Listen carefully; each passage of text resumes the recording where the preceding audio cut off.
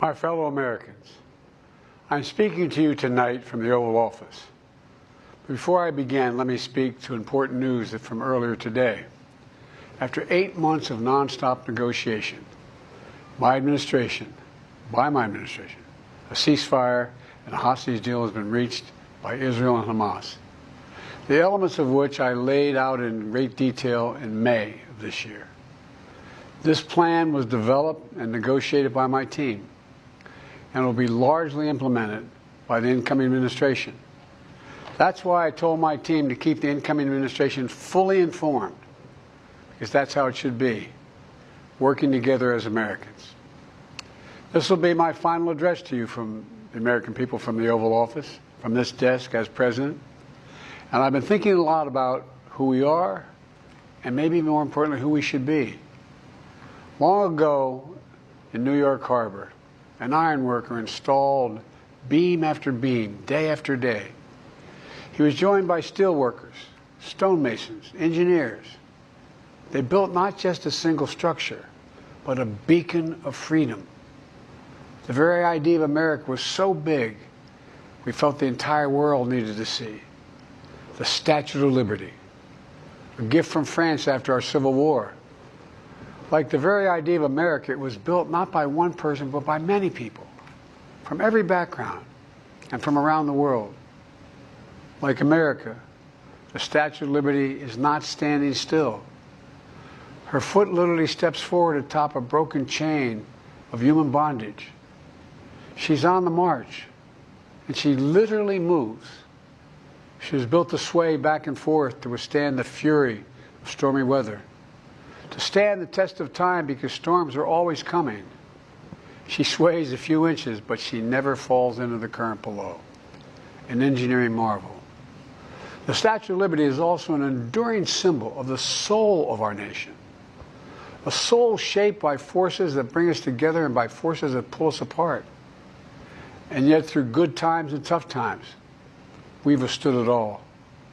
A nation of pioneers and explorers, of dreamers and doers, of ancestors native to this land, of ancestors who came by force, a nation of immigrants who came to build a better life, a nation holding the torch of the most powerful idea ever in the history of the world, that all of us are created equal, that all of us deserve to be treated with dignity, justice, and fairness, that democracy must defend and be defined and be imposed, moved in every way possible. Our rights, our freedoms, our dreams. But we know the idea of America, our institution, our people, our values that uphold it are constantly being tested. Ongoing debates about power and the exercise of power, but whether we lead by the example of our power or the power of our example, whether we show the courage to stand up to the abuse of power or we yield to it. After 50 years at the center of all of this, I know that believing in the idea of America means respecting the institutions that govern a free society, the presidency, the Congress, the courts, a free and independent press, institutions that are rooted, they just might not reflect the timeless words, but they echo the words of the Declaration of Independence. We hold these truths to be self-evident. Rooted in the timeless words of the Constitution, we the people.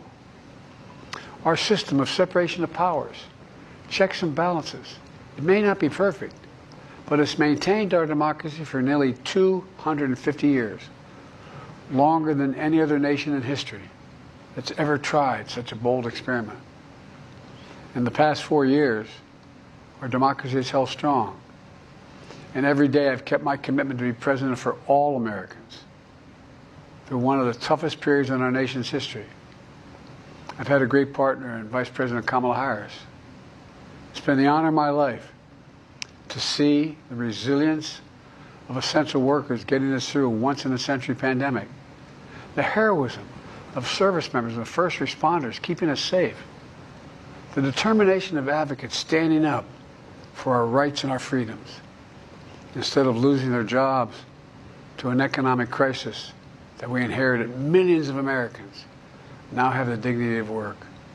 Millions of entrepreneurs and companies creating new businesses and industries, hiring American workers, using American products. And together, we've launched a new era of American possibilities.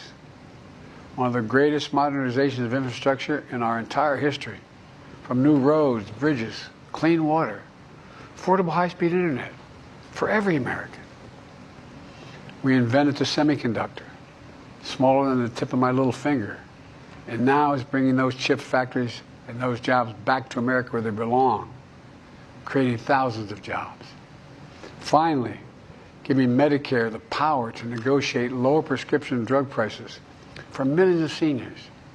And finally, doing something to protect our children and our families by passing the most significant gun safety law in 30 years and bringing violent crime to a 50-year low, meeting our sacred obligation to over 1 million veterans so far who are exposed to toxic materials, and to their families, providing medical care and education benefits and more for their families.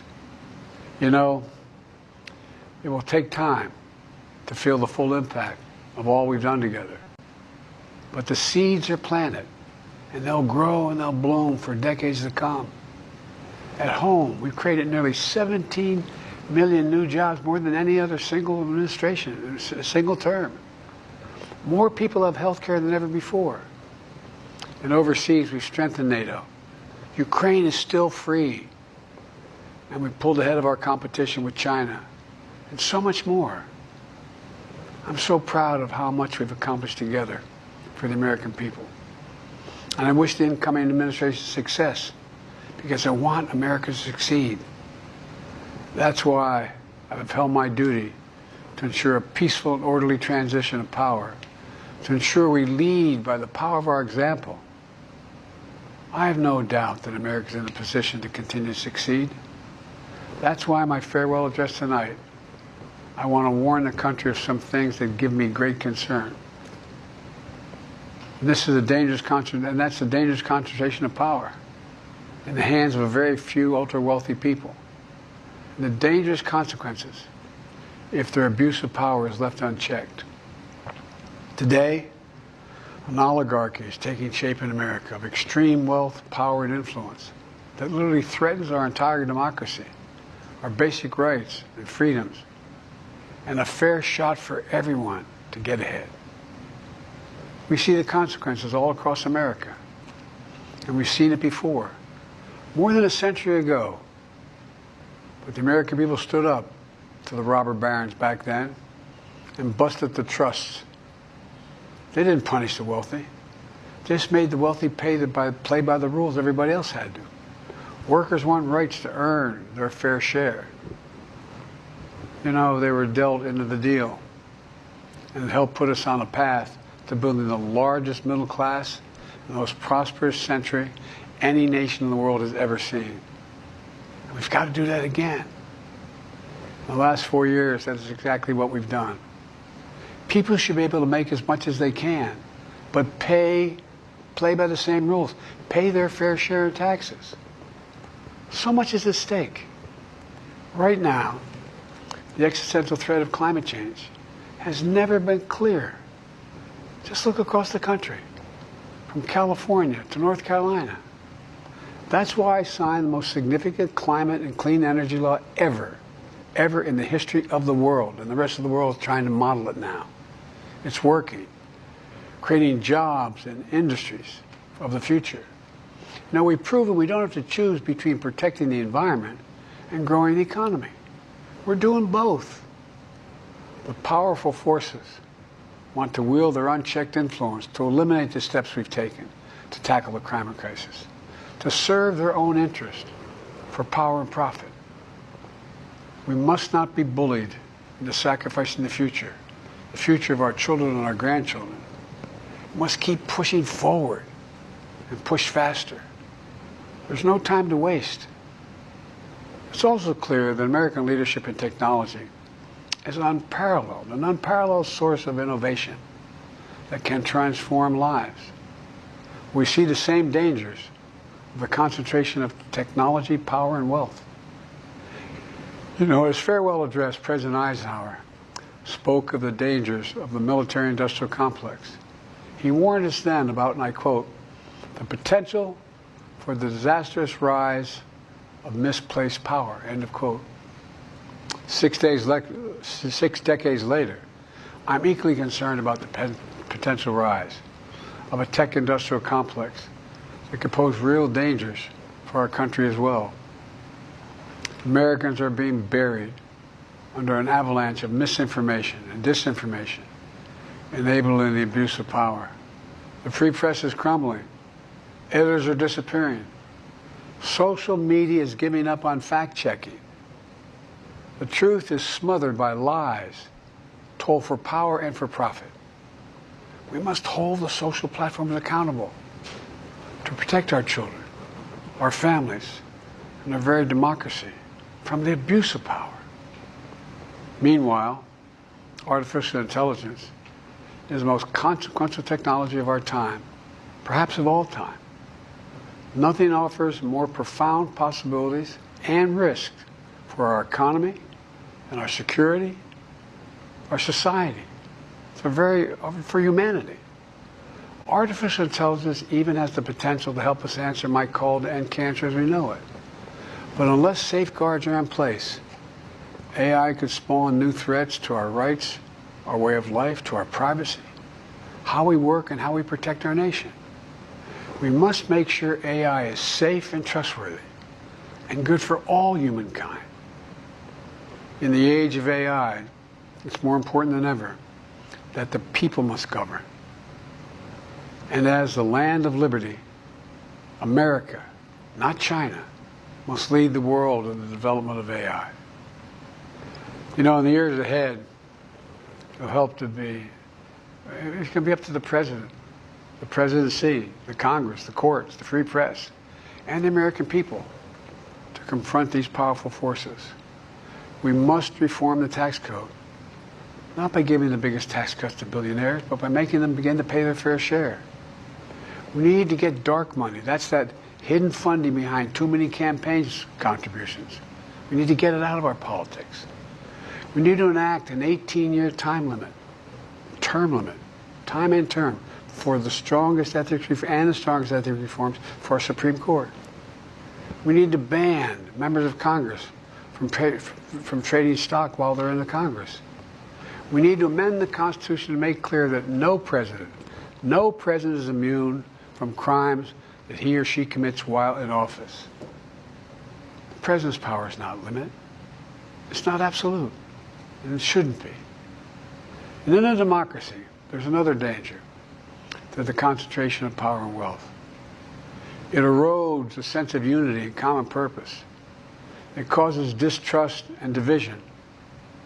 Participating in our democracy becomes exhausting and even disillusioning. And people don't feel like they have a fair shot. We have to stay engaged in the process. I know it's frustrating. A fair shot is what makes America, America. Everyone's entitled to a fair shot. Not a guarantee, but just a fair shot. An even playing field. Going as far as your hard work and talent can take you. We can never lose that essential truth, remain who we are. I've always believed, and I've told other world leaders, America can be defined by one word: possibilities. Only in America do we believe anything is possible. Like a kid with a stutter from modest beginnings in Scranton, Pennsylvania, and Claremont, Delaware, sitting behind this desk in the Oval Office as President of the United States. That's the magic of America. It's all around us. Upstairs in the residence of the White House, I've walked by a painting of the Statue of Liberty I don't know how many times. In the painting, there's several workers climbing on the outstretched arm of the statue that holds the torch. It reminds me every day I pass it of the story and soul of our nation and the power of the American people.